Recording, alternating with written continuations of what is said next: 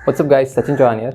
आज मैं आप लोगों के लिए कोसेक स्क्वाट ट्यूटोरियल लेकर आया हूँ। अगर सिंगल लेग स्क्वाट वेरिएशन की बात करें तो cosec squat is the best, क्योंकि ये आपकी मोबिलिटी भी बढ़ाएगा और मोबिलिटी के साथ साथ स्ट्रेंथ भी डेवलप करता है। ये आपकी मोबिलिटी हिप्स और एंकल्स में बढ़ाता है, आपकी हैमस्ट्रिंग की फ्लेक्सिबिलिटी और मोबिलिटी भी बढ़ाता है। उसके साथ साथ ये आपकी एब्डक्टर फ्लेक्सिबिलिटी बढ़ाता है, जो मिडिल स्प्लिट्स में काम आती है।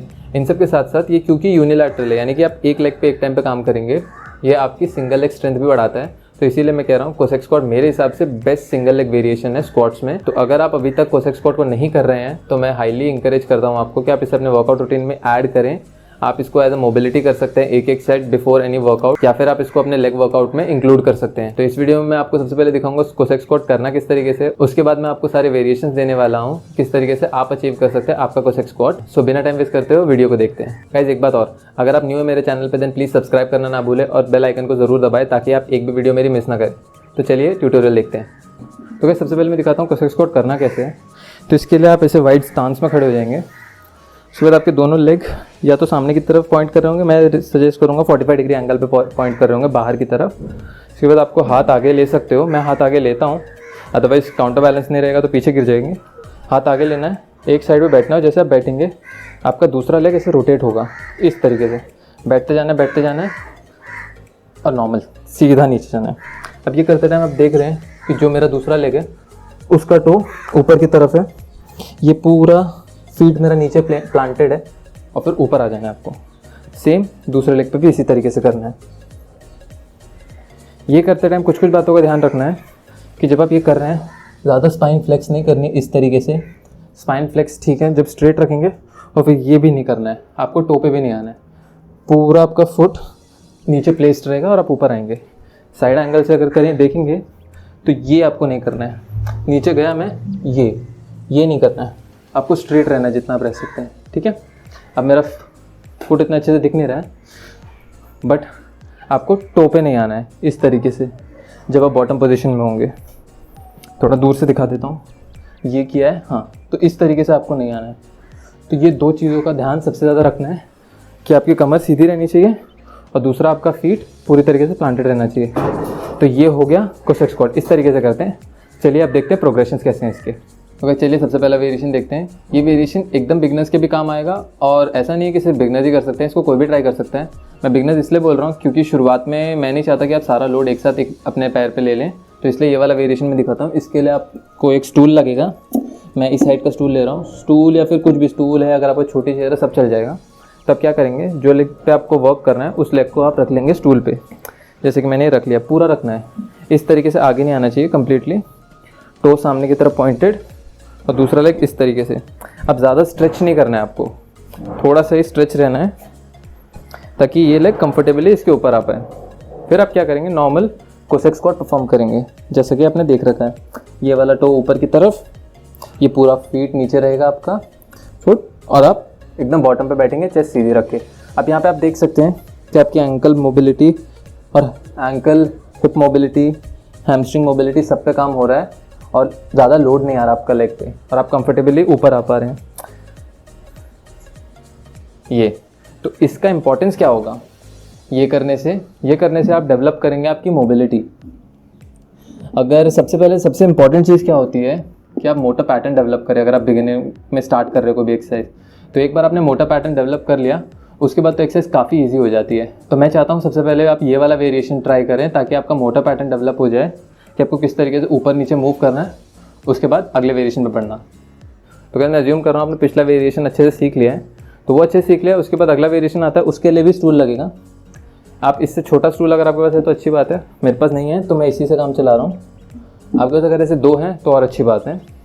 अब आप क्या करेंगे, अब आप नॉर्मल कोसेक स्क्वाट ट्राई करेंगे, बट आप इस पर बैठेंगे, तो उससे क्या होगा, आपको ये फियर नहीं रहेगा कि आप पीछे गिर रहे हैं और आप पूरा वेट भी अपने लेग्स पे नहीं ले रहे होंगे, बट आप फ्लोर टू फ्लोर ट्राई कर रहे हैं।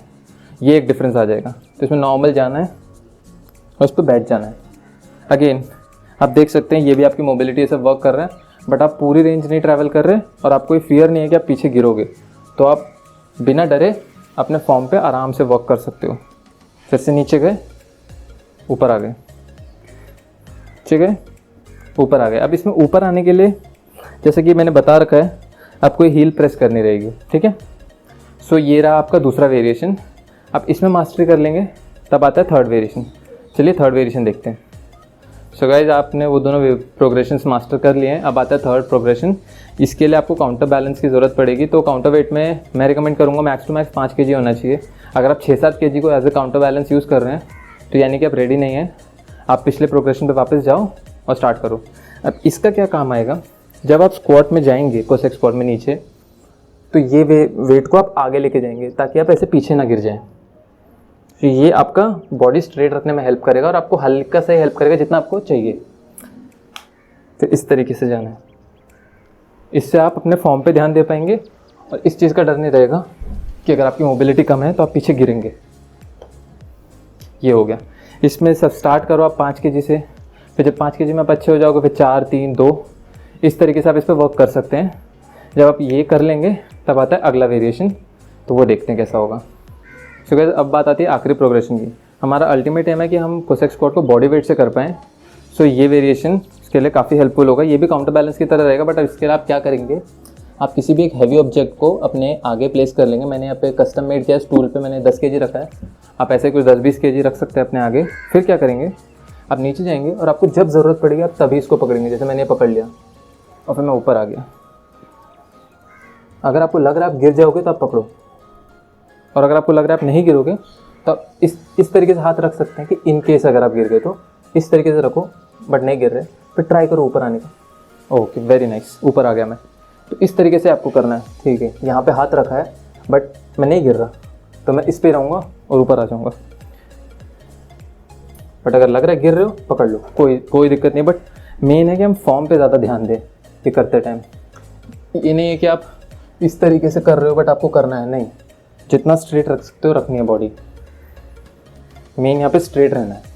सो ये लास्ट वेरिएशन है, ये कर लिया। उसके बाद आता है आपका normal cosec squat. Normal cosec squat तो आपने देखा ही है, वो इस तरीके से होगा।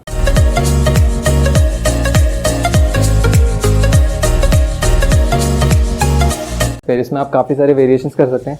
इसमें एक वेरिएशन है जिसमें आपके दोनों फीट इसी तरीके से रहते हैं और आप नीचे जाते हो। अब ये काफ़ी डिफिकल्ट आता है, यहाँ पे स्ट्रेच पड़ता है, तो इसमें ज़्यादा रेंज ऑफ मोशन नहीं ट्रैवल हो पाती। ये अगर आप करेंगे तो ये आपके एडक्टर्स को, इनर मसल्स को बहुत अच्छा स्ट्रेच देता है। इनको देगा स्ट्रेच, जो लेग स्ट्रेट है उसके एडक्टर्स को, और ये मिडिल स्प्लिट के लिए बहुत अच्छा एक्सरसाइज है। तो कैसे अब बात करते हैं वर्कआउट रूटीन की। तो इसमें जो सबसे पहली एक्सरसाइज है जिसमें आपके फीट एक एलिवेटेड सरफेस पर रहेगा, मैं चाहता हूँ उसके आप ज़्यादा रेपिटेशन करें, यानी 12 से 15 रेपिटेशन। उसको आप एंड्योरेंस में जाओ, उसमें आप स्ट्रेंथ पे वरी मत करो, क्योंकि वहाँ पे हम मोटा पैटर्न डेवलप कर रहे हैं। और वहाँ पे आपको बस एक ही चीज़ का ध्यान रखना है कि आपका फॉर्म जितना अच्छा रख सकते हो आप उतना रखना है। वो आप जब 3-4 हफ्ते तक ट्राई कर लोगे, उसके बाद आपको दूसरे वेरिएशन पे आना है। दूसरे वेरिएशन में फिर से रिकमेंड करूँगा आप 8 से 12 रेप में जाए, वहाँ थोड़ा बॉडी बिल्डिंग रेंज आ जाएगी। थोड़ा बहुत हम स्ट्रेंथ पे वर्क करेंगे, तो वो 8 से 12 रेप रखने हैं 3 सेट्स के लिए। उसमें भी आपको फॉर्म पे ध्यान देना है और उसमें थोड़ा थोड़ा स्ट्रेंथ भी बिल्ड करेंगे और मसल मास भी बिल्ड करेंगे।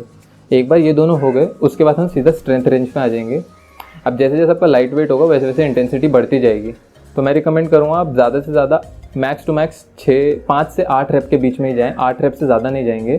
और इसमें हाई सेट्स करने हैं, यानी 4 से 5 सेट करने हैं। तो एक एग्जांपल दे सकता हूँ, काउंटर वेट आपने 2 kg का ले रखा है, 2 kg काउंटर वेट से आप करेंगे 5 रेप्स 5 सेट्स के लिए। उसके बाद जो लास्ट एक्सरसाइज आ जाएगी जिसमें आपका हैवी वेट रहेगा एकदम सामने, उसमें आप 3 से 5 रेप्स करेंगे 6 से 7 सेट्स के लिए। एक बार आपने वो मास्टर कर लिया, फिर आप इसको किसी भी तरीके से कर सकते हैं। आप इसमें वेट ऐड कर सकते हैं, आप इसको मोबिलिटी की तरह वार्म अप में कर सकते हैं। सो पॉसिबिलिटीज़ बहुत सारी आ जाती हैं। सो ये रहा गाइस इसका वर्कआउट रूटीन।